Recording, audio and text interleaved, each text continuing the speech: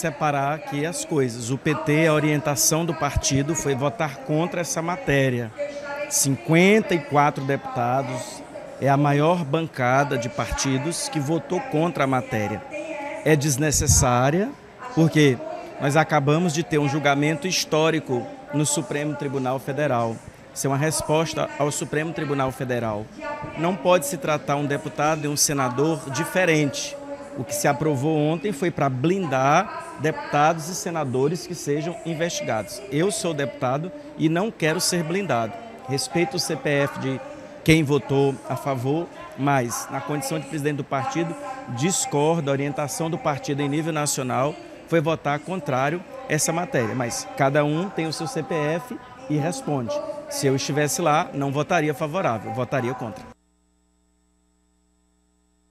Os deputados federais do Piauí não seguiram a orientação da liderança da bancada e também não tiveram o aval do presidente estadual. Entre os que votaram a favor da medida está o deputado federal Merlong Solano, viu? O deputado federal Merlong Solano, que foi bastante criticado. Tem até uma situação curiosa.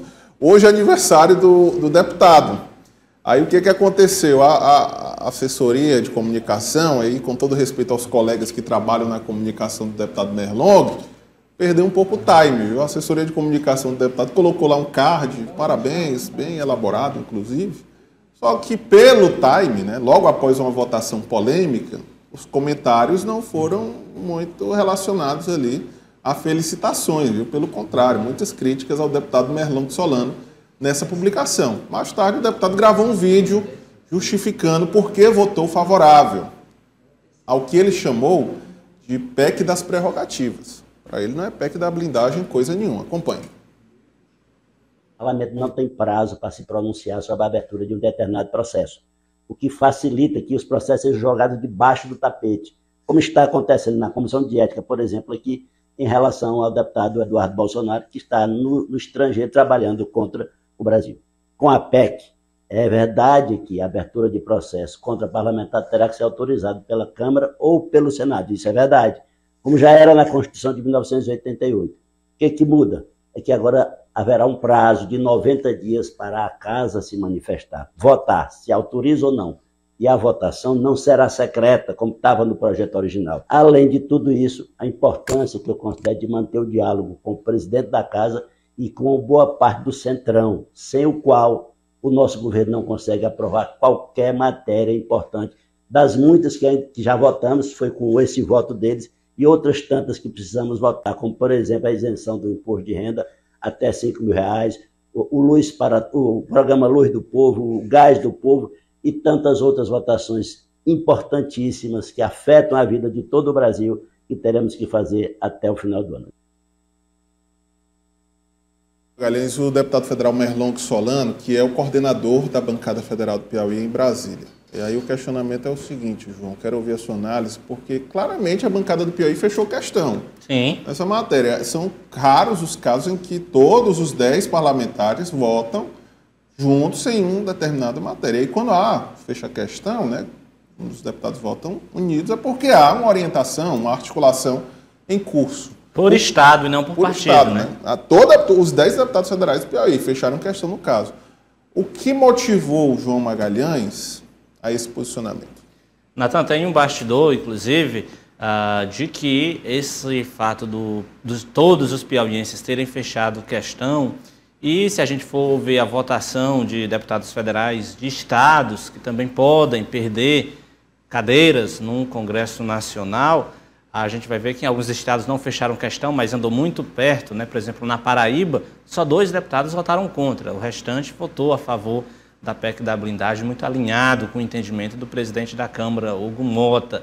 E aí há, sem dúvida nenhuma, nos bastidores, uma informação que corre no sentido de que esse fechamento de questão tem a ver também com a PEC, né, com o veto que o presidente Lula fez ao aumento do número de deputados, para que lá na frente esse veto seja derrubado e automaticamente o Piauí e outros estados não perderem a quantidade de vagas de cadeiras no Congresso Nacional. Isso está, sim, relacionado, como você disse, ao fato do fechamento da questão pelo voto da PEC da blindagem ter sido por Estado, independentemente de partido. Agora, é preciso que a gente reconheça que o Congresso Nacional tem avançado em pautas que são de interesse do próprio Congresso.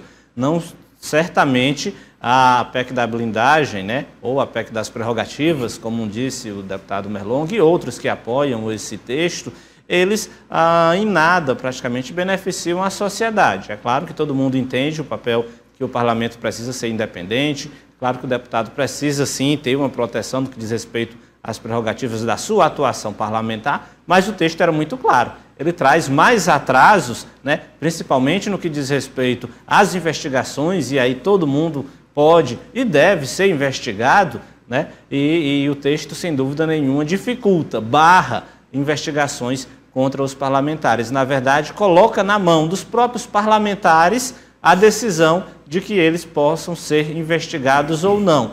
É como se diz no popular, colocar a raposa para cuidar do galinheiro, é literalmente legislar em causa própria. Então é uma agenda que, infelizmente, a gente pode dizer que quando se trata de uma pauta em benefício próprio, que a gente vê é PT e PL andando abraçados, aí todo mundo esquece as divergências políticas e passa a ter uma única bandeira, que é a defesa, né, do corporativismo, a defesa, aí todo mundo querendo salvar a si próprio, se colocando como prioridade em um momento em que outras discussões, sem dúvida nenhuma, mereciam mais prioridade.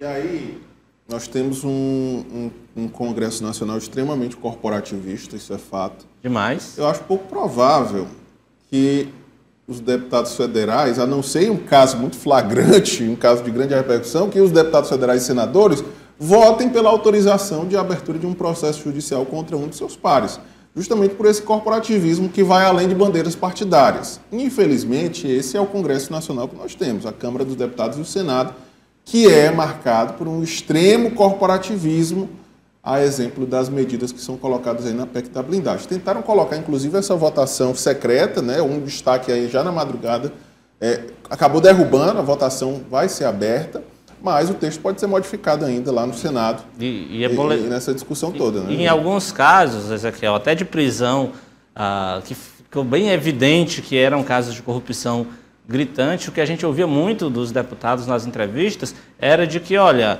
todo mundo deve ser investigado, mas é preciso garantir o direito à defesa, né? É preciso garantir o direito a contraditório, é preciso dar a ele o tempo suficiente para que ele responda e se defenda. Então, de fato, é uma pauta que interessa praticamente só aos deputados e senadores, é uma pauta corporativista, como você bem disse, e eu acredito que, infelizmente, é uma pauta que dificulta o trabalho, né, de investigação contra a corrupção ou qualquer outro crime cometido por parlamentar. Tem um outro detalhe, viu, Ezequiel, que essa PEC é discutida e aprovada em um cenário de crise institucional.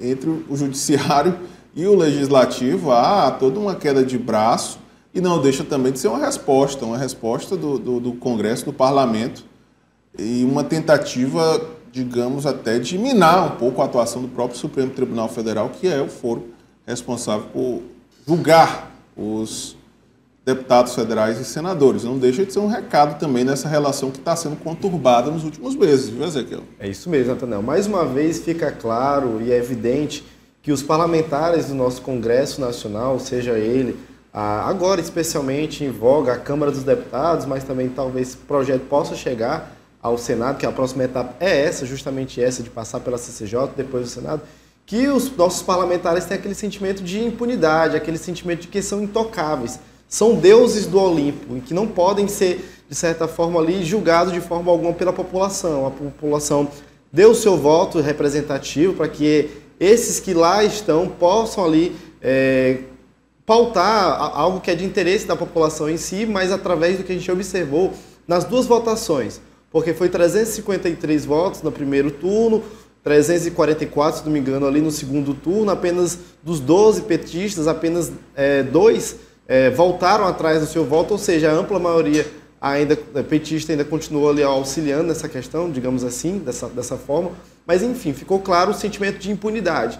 E agora, Nathanael, abre o precedente para outras argumentações, porque essa blindagem em si pode abrir precedentes para que as organizações criminosas também possam se adentrar. A gente já observa as organizações criminosas de forma mais exemplificada nos parlamentos municipais, nos executivos municipais, e agora que, se de fato isso realmente passar pela CCJ do Senado e pela também votação do plenário do Senado, e isso realmente de fato venha a ser promulgado, né, sancionado, isso vai causar realmente um burburinho para que as organizações criminosas possam adentrar cada vez mais no Congresso Nacional. Então, isso que eu acho, de fato, é algo mesmo que deixou bem ressaltado a impunidade que deverá acontecer. Claro, a gente observou ali esse grande cooperativismo dos parlamentares, e aí, como o próprio senador baiano do PSD, Otto Alencar, destacou, segundo ele, que eu venho acompanhando desde ontem essas informações, ele disse que de forma alguma essa matéria vai passar na CCJ, mas como é algo de interesse não somente